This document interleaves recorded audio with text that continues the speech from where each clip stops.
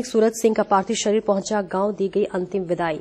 जम्मू कश्मीर के टंगडार में दुर्घटना में शहीद हुए थे हवलदार सूरज सिंह यादव। बीते मंगलवार को सेना के काफिले के साथ जाते समय वाहन दुर्घटना में शहीद हुए थे सूरज सिंह। पार्थिव शरीर का सैनिक सम्मान के साथ अंतिम संस्कार गांव में भारी भीड़ अंतिम दर्शन के लिए पहुंची। भारत माता जिंदाबाद से नारों से गूंजा। सेना, पिता और पत्नी को राष्ट्रीय ध्वज दिया गया।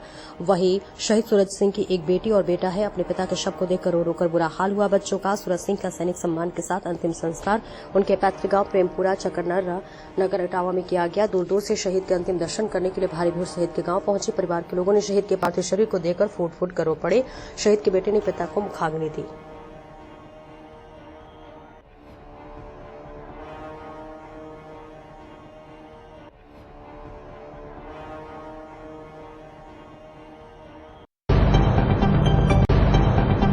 इस बीच आगरा से बड़ी खबर सामने आ रही है। भारत पाक तनाव के बीच रेलवे में हाई अलर्ट। सभी कर्मचारियों और अधिकारियों एवं लोको पायलट को अलर्ट मोड पर रखा गया। रेलवे स्टेशन, रेलवे ट्रैक, ट्रेनों में चप्पे चप्पे पर रखी जा रही है नजर। सरकार के किसी भी निर्देश पर रेल कर्मचारी 24 घंटे रहेंगे तैनात। जीआरपी, आरपीएफ संयुक्त रूप से नजर रख चला रहे हैं चेकिंग अभियान।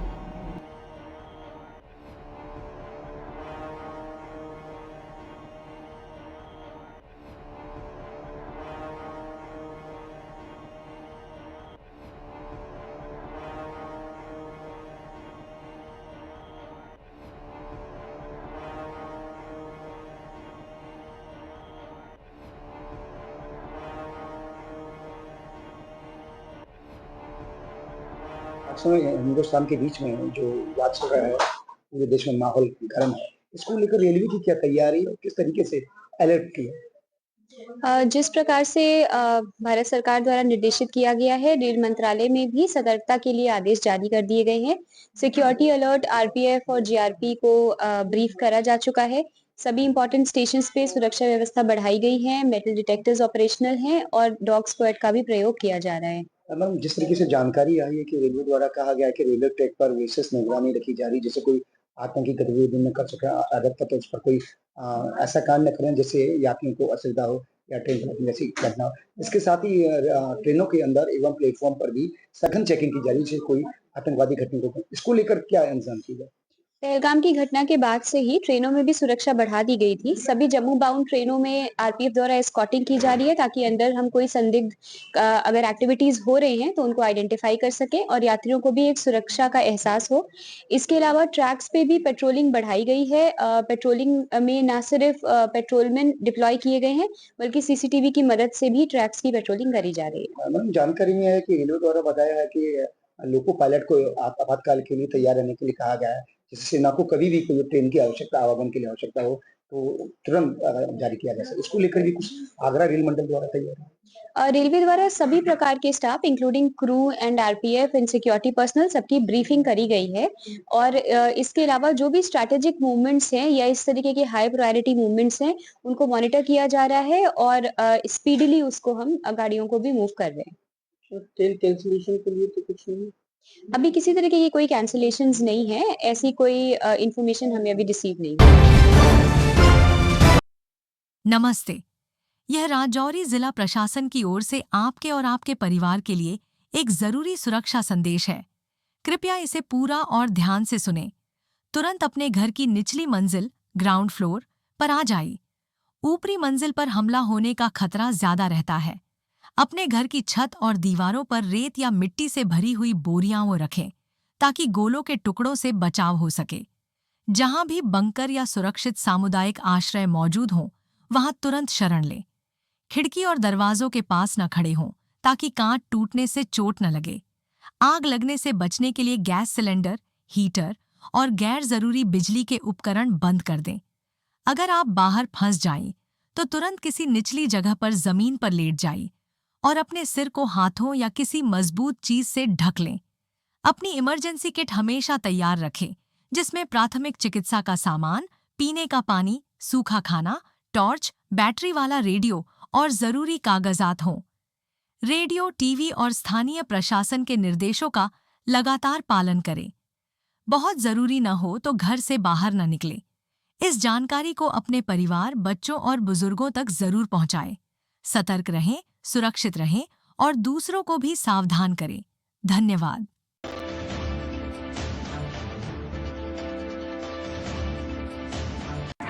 इस वक्त की बड़ी खबर आपको बता रहे हैं।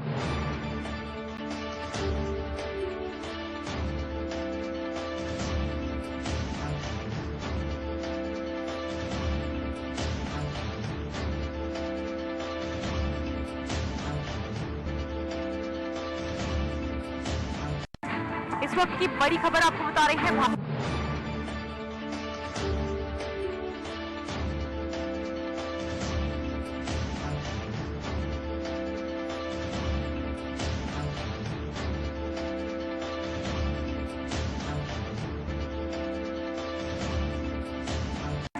इस वक्त की बड़ी खबर आपको बता रहे हैं।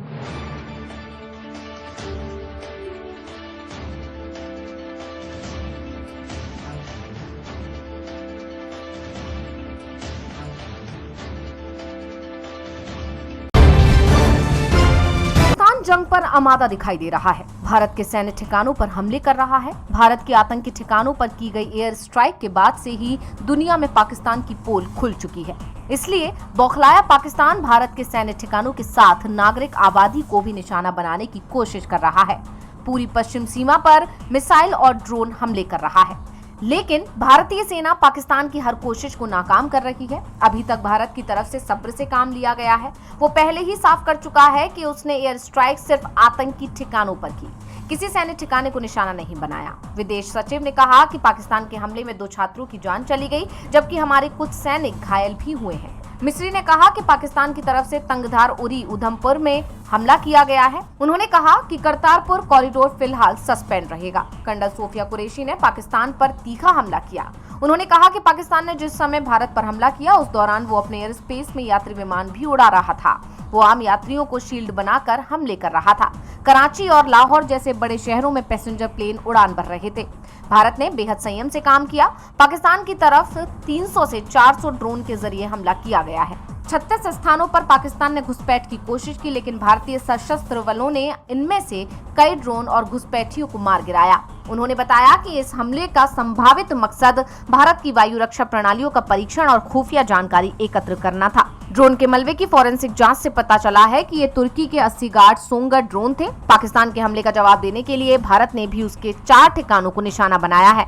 भारत के हमले में पाकिस्तान का एडी रडार तबाह हो गया है। ये रडार चीन में बना हुआ था। भारत ने अभी तक तो संयम दिखाया है, लेकिन ये कहा जा रहा है कि अगर पाकिस्तान ने इसी तरह से हिमाकत जारी रखी तो उसे सख्त सबक सिखाया जाएगा। ब्रीफिंग्स में भी बता चुके हैं, ये पाकिस्तानी गतिविधियां हैं पिछले 2-3 दिन से, जो एक एस्केलेटरी तौर पे देखी जा रही हैं और प्रोवोकेटिव तौर पे देखी जा रही हैं। I've said on numerous earlier occasions, it is Pakistani actions that have constituted provocation and escalation. In response, and I repeat, in response, India has defended and reacted in a responsible and measured fashion to these provocations and these escalations by the Pakistani side. मानों का उपयोग कर भारतीय सैन्य ढांचे को निशाना बनाया। नियंत्रण रेखा पर भी ड्रोन घुसपैठ और भारी कैलिबर हथियारों से गोलाबारी की। अंतर्राष्ट्रीय सीमा और एलओसी पर श्रीनगर से नलिया तक 26 से अधिक स्थानों पर हवाई घुसपैठ के प्रयास किए गए। भारतीय सशस्त्र बलों ने अधिकांश खतरों को सफलतापूर्वक निष्क्रिय किया। फिर भी वायु सेना स्टेशनों पर उधमपुर, पठानकोट, आदमपुर और भुज बठिंडा स्टेशन, इन सब पर उपकरण व पर्सनल्स को हानि पहुंचाई। मैं ये भी बताना चाहती हूँ कि पाकिस्तान ने हाई स्पीड मिसाइल सुबह 1:40 पर इस्तेमाल करके पंजाब के एयरबेस स्टेशन को दागने की कोशिश की। एक निंदनीय और अनप्रोफेशनल एक्ट के तहत पाकिस्तान ने श्रीनगर, अवंतीपुर और उधमपुर के वायु सेना अड्डों पर चिकित्सा केंद्र और स्कूल परिसर को निशाना भी बनाया, जिससे उसके द्वारा सिविल इंफ्रास्ट्रक्चर पर हमला करने की गैर जिम्मेदाराना प्रवृत्ति फिर उजागर हुई। पाकिस्तान द्वारा सैन्य ठिकानों को जानबूझकर निशाना बनाने के पश्चात भारतीय सशस्त्र बलों ने त्वरित व सुनियोजित जवाबी हमले किए। Technical installation, command and control centres, radar sites और हथियार भंडार को चुनकर निशाना बनाया गया। रफीकी, मुरीद, चकलाला, रहमियार खान, सुकूर और चुनिया स्थित पाक सैन्य ठिकानों पर एयर लॉन्च सटीक हथियारों व लड़ाकू जेट से प्रहार किए गए। पसूर स्थित रडार साइट और सियालकोट का एविएशन बेस भी प्रिसीजन एम्यूनिशन से टारगेट किए गए। इन कार्रवाइयों के दौरान भारत ने कम से कम कोलैटरल डैमेज की क्षति सुनिश्चित की। चिंता का विषय यह रहा कि पाकिस्तान ने लाहौर से उड़ान भरने वाले नागरिक विमानों की आड़ लेकर अंतर्राष्ट्रीय हवाई मार्गों का दुरुपयोग किया ताकि वे अपनी गतिविधियां छिपा सके। ऐसी चालों ने भारतीय वायु प्रतिरक्षा तंत्र को नागरिक सुरक्षा सुनिश्चित करते हुए अत्यधिक संयम के साथ कार्य करने के लिए विवश किया। साथ ही साथ पाकिस्तान ने मिस इन्फॉर्मेशन का सहारा लेते हुए आदमपुर स्थित S-400 प्रणाली, सूरतगढ़ व सिरसा के हवाई अड्डों, नगरोटा के ब्रह्मोस बेस, देहरागिरी के तोपखाना पोजीशन तथा चंडीगढ़ के अग्रिम गोला बारूद डिपो को नष्ट करने के झूठे दावे सोशल मीडिया पर फैलाए। भारत इन फॉल्स नैरेटिव्स को पूर्णतः खारिज करता है। नियंत्रण रेखा पर पाकिस्तान ने ड्रोन घुसपैठ और भारी तोपखाना गोलाबारी के कई प्रयास किए। कुपवाड़ा, बारामूला, पुंछ, राजौरी और अखनूर सेक्टर्स में तोप, मोर्टार एवं हल्के हथियारों से भीषण गोलाबारी जारी रही। भारतीय सेना ने प्रभावी व तुलनात्मक प्रत्युत्तर देते हुए पाक सेना को काफी क्षति पहुंचाई। पाकिस्तान सेना के अग्रिम क्षेत्रों में सैनिकों की डिप्लॉयमेंट बढ़ती दिख रही है, जो स्थिति को और भड़काने की मंशा दर्शाती है। भारतीय सशस्त्र बल पूर्ण परिचालन तत्परता की स्थिति में है। अभी तक सभी शत्रुतापूर्ण कार्रवाइयों का प्रभावी ढंग से सामना कर उपयुक्त जवाब दिया गया है। भारतीय सशस्त्र बल दोहराते हैं कि वे तनाव वृद्धि नहीं चाहते, बशर्ते पाकिस्तान भी ऐसा ही व्यवहार करे।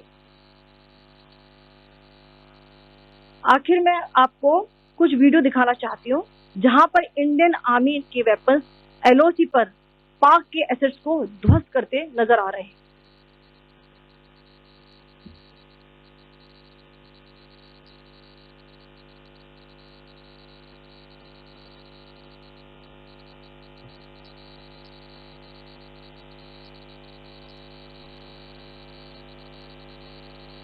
स्क्रीन में आप देख सकते हैं इस वीडियो को।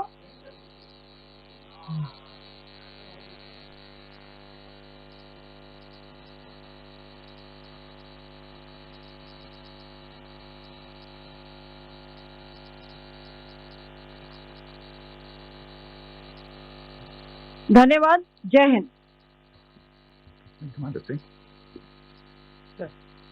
Pakistan military continued with its provocations, carrying out aggressive actions employing multiple threat vectors all along the western border. Pakistan employed UCAV, drones, long-range weapons, loitering munitions and fighter aircraft to target civilian areas and military infrastructure. Pakistan military also resorted to air intrusions using drones and firing of heavy caliber weapons along the line of control. Along the international border and the line of control, air intrusion and several harassment attacks were also attempted from Srinagar till Nalia at more than 26 locations. Indian Armed Forces successfully neutralized these threats and majority of the vectors. However, limited damage was sustained to equipment and personnel at Indian Air Force stations at Udhampur, Pathankot, Adampur and Bhuj. There were also several high-speed missile attacks noticed subsequently after 0140 hours in the night at several air bases in Punjab. In a deplorable cowardly act, targeting of civilian infrastructure also had taken place, where Pakistan attacked the Medicare Center and school premises at the air bases of Srinagar, Avantipur and Udhampur, yet again displaying irresponsible targeting of our civilian infrastructure. In a swift and calibrated response, Indian Armed Forces carried out precision attacks only on identified military targets. These included technical infrastructure, command and control centers, radar sites and weapon storage areas. Pakistan military targets at Rafiqi, Murid, Chaklala, Rahim Yar Khan, Sukur and Chunya were engaged using air-launched precision weapons from our fighter aircraft. Radar sites at Pasroor and Sialkot Aviation Base were also targeted using precision munitions. While carrying out these responses, India ensured minimum collateral damage. Pakistan has also attempted to execute a continued malicious misinformation campaign with claims of destruction of Indian S-400 system at Adampur, destruction of airfields at Suratgarh and Sirsa, BrahMos base at Nagrota, RT gun positions at Derangyari and Chandigarh Forward Ammunition Depot, with heavy damages to other military stations being propagated on social media. India unequivocally rejects these false narratives being spread by Pakistan. Along the line of control also, Pakistan has attempted multiple air intrusions using drones and conducted shelling using heavy caliber RT guns, targeting civilian infrastructure and killing some civilians. Heavy exchange of artillery mortars and small arms fire in Kupwara, Baramulla, Poonch, Rajouri and Aknoor sectors continued. Indian Army has responded effectively and proportionately, causing extensive damage to Pakistan Army. Pak military has been observed to be moving their troops into forward areas, indicating offensive intent to further escalate the situation. Indian Armed Forces remain in a high state of operational readiness. All hostile actions have been effectively countered and responded appropriately. Indian Armed Forces reiterate their commitment to non-escalation, provided it is reciprocated by the Pakistan military. At the end, I would also like to show you a few images of Air Force bases in the Punjab sector and Rajasthan sector, where it is mighty clear that we are debunking the Pakistani claims of causing destruction at these air bases. You can yourself see the normalcy and these air force stations. This is Sirsa, Suratgarh. The runways are intact.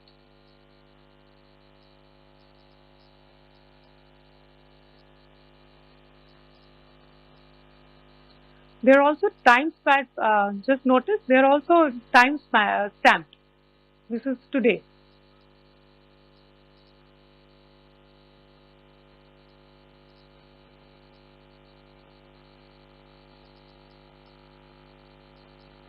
Yes. Thank you very much. Thank you. Thank you, Colonel Qureshi. Thank you, Wing Commander Singh. I just have a few points to make in closing. First of all, as you have seen, Pakistani claims about activities that they have undertaken continue to be heavy on lies, misinformation, and propaganda. And on top of that, this is peddled by Pakistani state agencies. The claims that they have made about attacking and destroying various places, various military installations and facilities, as has been pointed out by my colleagues here this morning, are completely false. The claim about the Air Force station in Sirsa being destroyed, completely false, as you've seen. The claim about the Air Force station in Suratgarh being destroyed, completely false again, as you have seen. There's a claim that has been made that the S-400 base at Adampur was destroyed, completely false once again. Claims have been made about large sections of Indian critical infrastructure, power systems, cyber systems, etc. being attacked and destroyed, completely false. I would urge all of you and all those who watch this not to be misled by this tissue of lies that is being peddled by the Pakistani state for obvious purposes. The second point that I wanted to emphasize is that Pakistan continues with its execrable and wanton campaign of targeting civilians and civilian infrastructure, especially in the states of Jammu and Kashmir and Punjab. There is also on its part a consistent attempt to sow discord between communities in India. As I said, there has been a particular focus in its targeting of civilian infrastructure and the population in Jammu and Kashmir and Punjab. Earlier this morning, Pakistan shelled the town of Rajouri, killing the additional District Development Commissioner Shri Rajkumar Thappa, adding to the civilian casualties and the damage in that state. We have also observed overnight damage to property and injuries to civilians in Firozpur and Jalandhar, among other places. Finally, as I said, Pakistani officials also continue to make ludicrous claims about India firing missiles towards Sri Amritsar Sahib. As I said, these lame attempts to divide India are doomed to failure. We have also seen in some of the remarks that have been shown on television that the Pakistani army spokesman seems to take great joy at the fact that the Indian public should criticize the government of India with regard to various issues. It may be a surprise to Pakistan to see citizens criticizing their own government. That is the hallmark of an open and functioning democracy. Pakistan's unfamiliarity with that, again, should not be surprising. And finally, there is this yet again completely ludicrous claim that Indian missiles have hit Afghanistan. Totally frivolous allegation. And I only want to point out that Afghan people don't need to be reminded about which country it is that has on multiple occasions in just the last 1.5 years targeted civilian populations and civilian infrastructure in Afghanistan. Ladies and gentlemen, as you would have gathered from this morning's briefing, we are dealing with an evolving situation. Accordingly, today we don't have the time to take questions, but we will continue to update you on this situation as we go along. Thank you all very much for joining us this morning. देश से बड़ी खबर सामने आई है। Supreme court ने गुंटूर जिले के एक डिप्टी कलेक्टर को डिमोट कर तहसीलदार के पद पर भेजने का फैसला सुनाया है। ये कार्रवाई हाईकोर्ट के आदेश की अवहेलना करने के कारण हुई। दरअसल डिप्टी कलेक्टर ने गुंटूर में झुग्गी झोपड़ियों को जबरन हटाया, जिससे कई लोग बेघर हो गए। कोर्ट ने उन पर 1 लाख रुपए का जुर्माना भी लगाया। ये फैसला जस्टिस BR गवई और AG मसी की बेंच ने सुनाया। दरअसल हाईकोर्ट ने डिप्टी कलेक्टर को अवमानना का दोषी ठहराते हुए 2 महीने की सजा सुनाई थी, मगर सुप्रीम कोर्ट ने सजा कम करते हुए उन्हें डिमोट कर दिया। कोर्ट ने कहा कि कानून का पालन करना सबके लिए जरूरी है। डिप्टी कलेक्टर के वकील ने नरमी की अपील की और कहा कि सजा से उनका परिवार और बच्चों का भविष्य खतरे में पड़ जाएगा। कोर्ट ने जवाब दिया कि डिप्टी कलेक्टर को झुग्गियां तोड़ते वक्त ये सोचना चाहिए था। सुप्रीम कोर्ट ने कहा कि कानून की महिमा सजा देने में नहीं बल्कि माफ करने में है, लेकिन कोर्ट के आदेश की अवहेलना कानून के शासन की नींव पर हमला है। अगर डिप्टी कलेक्टर मानवीय दृष्टिकोण की उम्मीद करते हैं तो उन्हें अमानवीय तरीके से काम नहीं करना चाहिए था। कोर्ट ने ये भी कहा कि सभी अधिकारियों को कोर्ट के आदेशों का पालन करना चाहिए, चाहे वो कितने भी बड़े हों। ये फैसला कानून के शासन को मजबूत करने का संदेश देता है। महाराष्ट्र में पिछले कुछ वक्त से बड़े उलटफेर के संकेत मिल रहे हैं। एनसीपी प्रमुख शरद पवार और उप मुख्यमंत्री अजीत पवार के बीच नजदीकियां बढ़ती जा रही हैं। इस बीच एनसीपी प्रमुख शरद पवार ने एक बड़ा बयान दिया है। उन्होंने भविष्य में एनसीपी के दोनों गुटों के फिर से एक होने की संभावना जताई है। शरद पवार ने तो यहां तक कहा कि सुप्रिया सूले को पार्टी के मर्जर पर फैसला लेना है। शरद पवार ने आगे कहा कि उनकी पार्टी का एक वर्ग अजीत पवार के नेतृत्व वाली एनसीपी के साथ हाथ मिलाने के पक्ष में है। उन्होंने आगे कहा कि उनकी बेटी सुप्रिया सूले को अपने चचेरे भाई अजीत पवार के साथ बैठकर इस मामले पर चर्चा करनी होगी। अगर पुनर्मिलन होता है तो दूसरों को आश्चर्य नहीं होना चाहिए, मतलब अगर दोनों परिवार मिलकर साथ आ जाएं तो किसी को हैरानी नहीं होनी चाहिए। शरद पवार ने याद दिलाया कि जब उन्होंने पार्टी बनाई थी तब आज अलग हुए सभी लोग साथ थे। उन सभी की विचारधारा एक ही है, इसलिए अगर भविष्य में ये सभी फिर से एक साथ आते हैं तो उन्हें कोई आश्चर्य नहीं होगा। शरद पवार के बयान से राजनीतिक गलियारों में हलचल मच गई है, जिसके बाद एनसीपी के दोनों खेमों से पुनर्मिलन की संभावना को लेकर संकेत मिलने लगे हैं। आपको बता दें कि पहले कई बार एनसीपी के दो फाड़ होने के बाद से दोनों गुट एक दूसरे के खिलाफ खुलकर बोलते रहे हैं, लेकिन विधानसभा चुनावों के बाद एक महत्वपूर्ण बदलाव देखा गया। चाचा शरद पवार के लिए अजीत पवार का रुख नरम होता दिखाई दिया। हाल ही में 1 महीने से भी कम समय में शरद और अजीत पवार 3-4 कार्यक्रमों में एक साथ नजर आए। जल समझौते पर अब वर्ल्ड बैंक से भी पाकिस्तान को बड़ा झटका लग गया है। वर्ल्ड बैंक ने साफ कर दिया कि वो पाकिस्तान की कोई मदद नहीं करेगा। दरअसल जम्मू कश्मीर के पहलगाम में हुए आतंकी हमले के बाद भारत ने सिंधु जल संधि को तत्काल प्रभाव से निलंबित कर दिया था। भारत ने यह फैसला तब तक के लिए लिया है जब तक पाकिस्तान आतंकवाद को समर्थन देने की नीति से स्पष्ट और स्थायी रूप से पीछे नहीं हटता। इसे लेकर मीडिया में कई अटकलें चल रही थीं कि वर्ल्ड बैंक शायद इस विवाद में हस्तक्षेप करेगा। इन तमाम अटकलों पर अब विश्व बैंक के अध्यक्ष ने अपना मत साफ कर दिया है।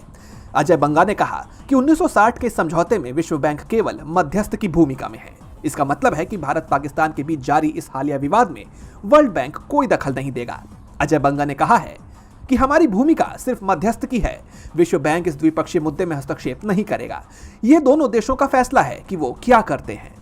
उन्होंने कहा कि समझौते में ऐसा कोई नियम नहीं है जो इसे निलंबित करने से रोके। बंगा ने यह भी बताया कि भारत या पाकिस्तान से इस मुद्दे पर कोई आधिकारिक जानकारी नहीं मिली है।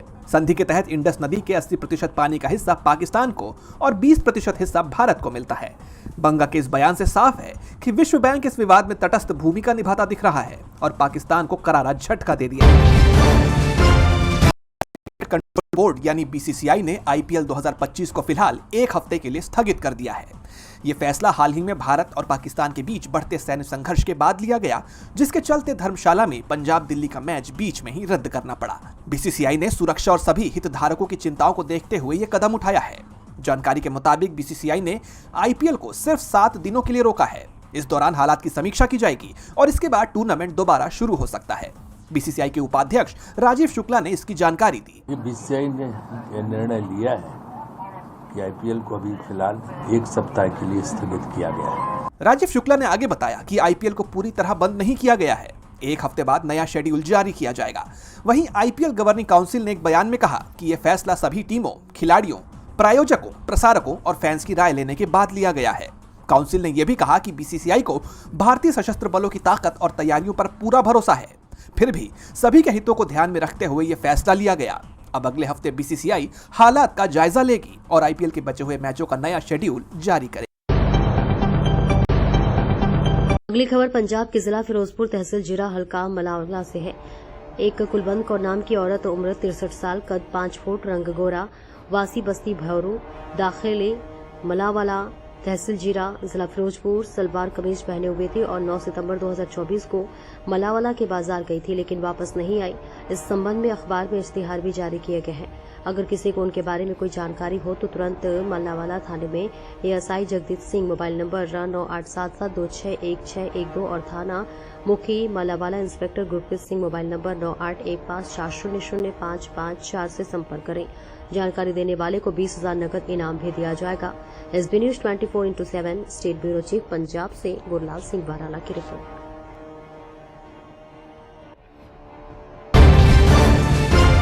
पाकिस्तान के खिलाफ मैदान में डटकर खड़ा है। पाकिस्तान के हर हमले का भारत की तरफ से करारा जवाब दिया जा रहा है।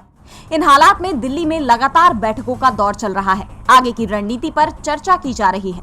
रक्षा मंत्री राजनाथ सिंह ने साउथ ब्लॉक में हाई लेवल की मीटिंग की। इस दौरान chief of defence staff CDS general Anil Chauhan, navy chief admiral Dinesh K Tripathi, army chief general Upendra Dwivedi, air chief marshal AP Singh और रक्षा सचिव आरके सिंह मौजूद रहे। तीनों सेना के अध्यक्षों ने रक्षा मंत्री को मौजूदा हालात की जानकारी दी।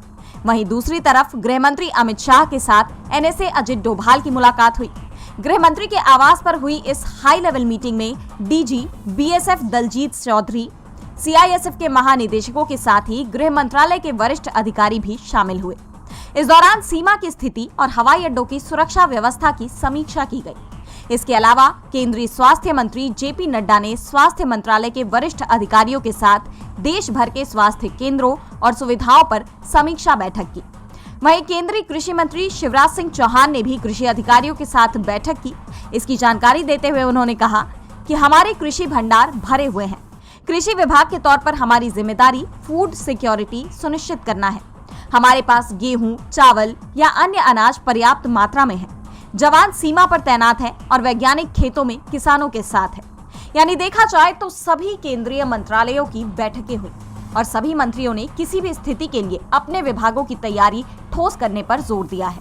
राज्य सरकारों ने भी इन तमाम मुद्दों पर अपनी तैयारी मजबूत कर ली है।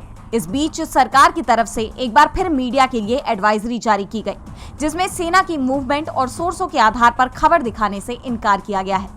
भारत सरकार और सेना की तैयारियों के चलते दुनिया भर में हलचल दिखाई दे रही है और ये दावा किया जा रहा है कि अगर पाकिस्तान ने भारत पर हमले की कोशिश की तो उसे मुंहतोड़ जवाब दिया जाए।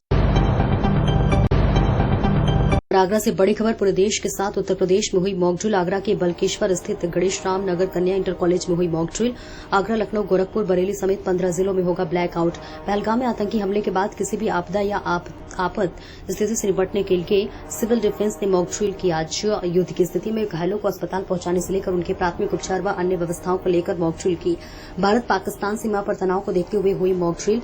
आपातकाल से निपटने के लिए की गई मॉकड्रिल। प्रशासनिक अधिकारी, पुलिस अधिकारियों सहित आगरा स्वास्थ्य विभाग, सिविल डिफेंस, फायर ब्रिगेड के अधिकारी मौजूद रहे। आगरा के लोगों को मॉकड्रिल के जरिए भी किया गया जागरूक।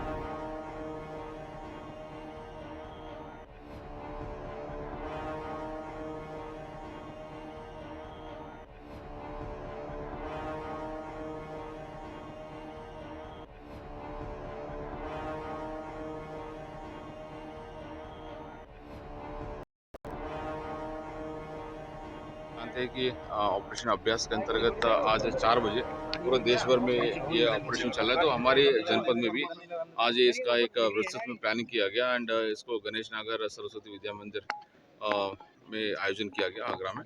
तो बेसिकली इसमें जो इमरजेंसी रिस्पांस टीम है, एक थी मॉकड्रिल थी।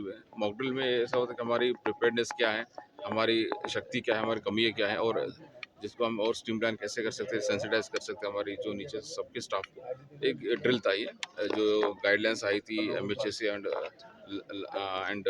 हेडक्वार्टर से, लखनऊ से। तो इसमें लगभग हमारे सिविल डिफेंस के लोग थे, लगभग 100+ लोग थे। उसके बाद पुलिस पर्सनल थे एंड फायर डिपार्टमेंट के थे एंड CMO के जो मेडिकल डिपार्टमेंट स्टाफ थे, एम्बुलेंसेस इन्वॉल्व थे, फायर फाइटिंग सिस्टम इन्वॉल्व था। तो इसमें एक मॉकड्रिल की गई। मॉकड्रिल में एक सिचुएशन क्रिएट किया कि 14 लोग इंजर्ड है, एक की डेथ हुई है। ऐसा एक सिचुएशन क्रिएट करके, जो डमी सिचुएशन क्रिएट करके इसको प्रैक्टिस किया गया।